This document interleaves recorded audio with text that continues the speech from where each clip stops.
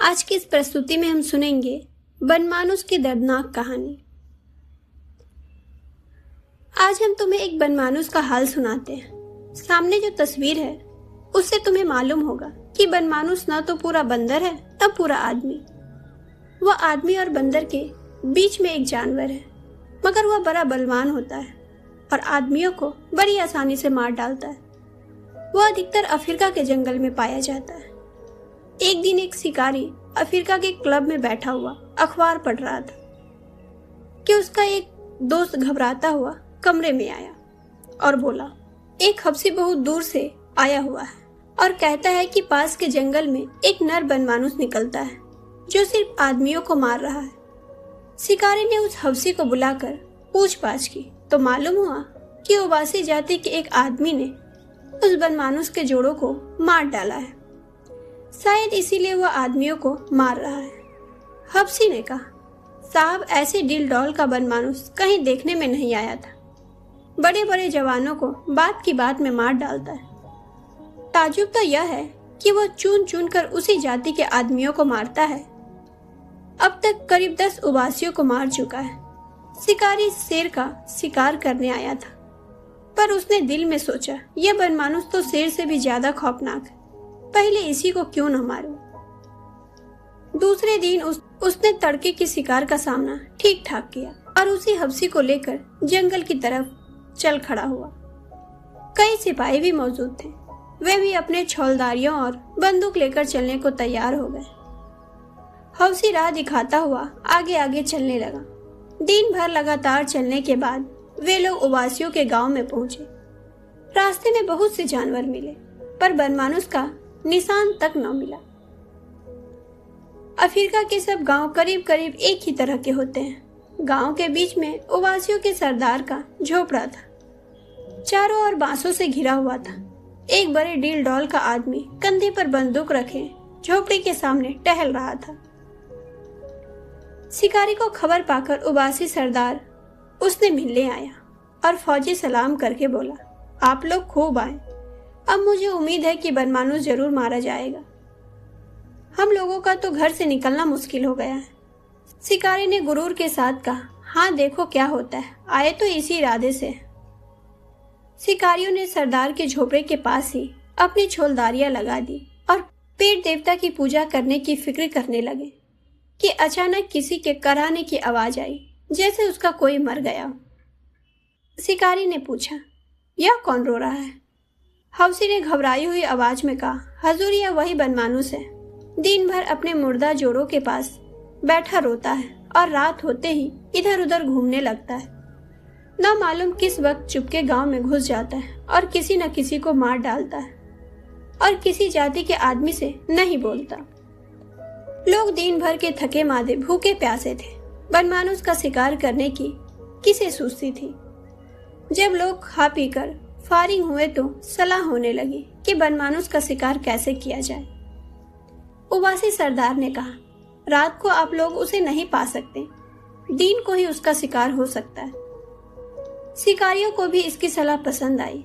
सब अपनी अपनी छोलदारियों में घुस गए और बाहर पहरे का यह बंदोबस्त कर दिया, 2-2 घंटे के बाद पहरा बदल दिया जाए। शिकारी थका था, जल्दी ही सो गया, लेकिन थोड़े ही देर सोया था कि उसकी नींद टूट गई और सामने एक परछाई सी खड़ी दिखाई दी। उसकी आंखें आग की तरह जल रही थी। अफसर ने फौरन आवाज दी, संतरी, पर कोई जवाब न मिला। ना मालूम यह आवाज संतरी के कानों तक पहुंची भी या नहीं। अफसर ने तुरंत बिजली की बत्ती जलाई। उसका कलेजा सन्न हो गया। सामने 6 फीट का बनमानुस खड़ा था और उसके हाथ में संतरी की बंदूक थी, जिसकी नली बिल्कुल टेढ़ी मेढ़ी हो गई थी। वह शिकारी की ओर आंखें जमाए हुए था, जैसे सोच रहा हो कि इसे मारूं या छोड़ दूं। उसका डरावना चेहरा देखकर शिकारी की धींगी बंद गई। मुंह से आवाज तक न निकली। अचानक बाहर किसी चीज के गिरने का धमाका हुआ। शायद कोई संतरी अंधेरे में ठोकर खाकर गिर पड़ा था। बनमानुस ने झट बंदूक फेंक दी और उछलकर छोलदार से बाहर निकल गया। अब अफसर साहब के होश ठिकाने हुए। बिछावन से उठे, बंदूक संभाली, बाहर निकले और बिजली की लालटेन लेकर बनमानुस को तलाश करने लगे। लेकिन वह वहां कहाँ था। मगर इससे ज्यादा ताज्जुब की बात यह थी कि उस संतरी का भी कहीं पता न था जो पहरा दे रहा था। शिकारी ने अब की संतरी को ताकीद कर दी कि खूब होशियार रहे, मगर सोने की हिम्मत न पड़ी। बिजली की रोशनी में बैठे बैठे गपशप करते रात कटी। दूसरे दिन तड़के सब लोग शिकार करने चले। गांव के आदमी उन्हें विदा करने के लिए गांव के बाहर तक आए। अच्छी खासी भीड़ जमा हो गई। शिकारी लोग झाड़ियों की आड़ में चलने लगे, जिससे बनमानुस उसकी आहट पाकर कहीं भाग न जाए। हफ्सी को वह जगह मालूम न थी जहां मादा बनमानुस मरी पड़ी थी। उसी के पीछे पीछे लोग चले जा रहे थे। जाते जाते रास्ते में एक जगह बड़ी बदबू आने लगी। हफ्सी सहम कर ठिठक गया और कान लगाकर सुनने लगा। वही रोने की आवाज सुनाई दी। शिकारी ने अपने साथियों से कहा, तुम लोग बंदूकें तैयार रखो, मैं आगे आगे चलता हूँ। मगर अभी 200 कदम भी न गया था कि उसे वह बनमानुस नजर आया। मगर वह अकेला न था, उसके जोड़े की लाश भी वहीं पड़ी हुई थी। बनमानुस उस लाश पर झुका हुआ अपने दोनों माथों से छाती पीट पीट कर रो रहा था।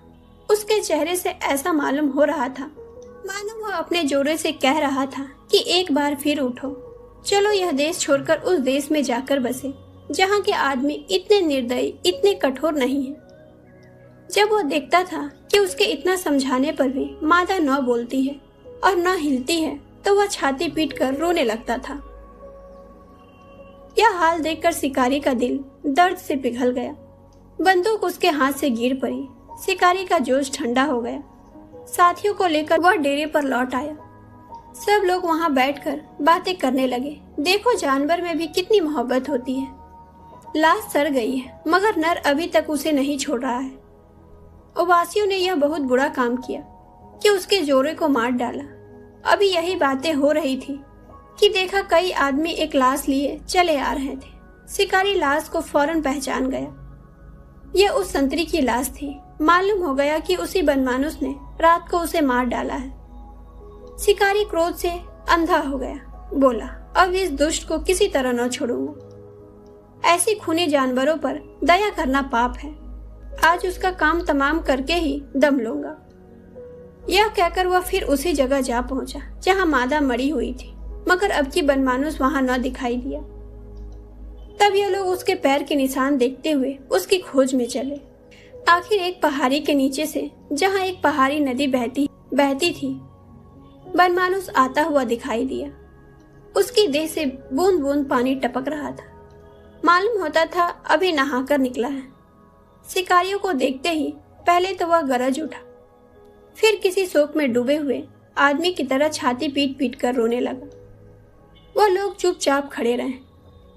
जब वह बिल्कुल पास आ गया तो अफसर ने उसके कंधे पर निशाना लगाकर गोली चलाई। वह जोर से चीखा और गिर पड़ा। उसका एक कंधा जख्मी हो गया था, पर वह तुरंत ही दूसरे हाथ के सहारे अफसर की तरफ दौड़ा। अफसर ने अब की उसकी छाती पर गोली चलाई, मगर वह झट एक चट्टान फाड़ कर भागा और जंगल में घुस गया। शाम होने को थी। अब उसे ढूंढना बेकार समझकर शिकारी डेरे की तरफ लौटे। गोकी यह मालूम था कि वह घायल हो गया है। फिर भी लोगों ने पहरे का बंदोबस्त किया और खा पी कर सोए। रात भर सब लोग आराम से सोते रहे। अफसर साहब की नींद खुली ही थी कि एक हफ्सी दौड़ा हुआ आया और बोला, वह तो फिर रो रहा है। अफसर ने ध्यान से सुना। हाँ, यह तो वही रोने की आवाज है। लोगों ने झटपट कपड़े पहने और बंदूक लेकर रवाना हो गए। उस जगह पहुंचकर ये लोग झाड़ियों की आड़ से दोनों बनमानुस की अंतिम प्रेम लीला का तमाशा देखने लगे। देखा कि वह अपने जोड़े की लाश को अपने खून से रंगी हुई छाती से दबाकर रो रहा है। उसकी आंखों में नशा सा छाया हुआ मालूम होता था, जैसे कोई शराब के नशे में चूर हो। यह दर्दनाक मजरा देखकर शिकारियों की आंखें भी आंसू से तर हो गई।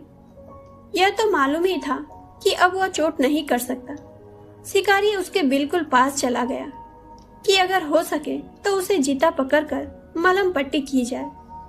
उसे देखते ही बनमानुस ने बड़ी दर्दनाक आंखों से उसकी ओर देखा, मानो कह रहा था कि क्यों देरी करते हो, एक गोली और चला दो कि जल्दी इस दुख भरे संसार से विदा हो जाऊं। शिकारी ने ऐसा ही किया, एक गोली से उसका काम तमाम कर दिया।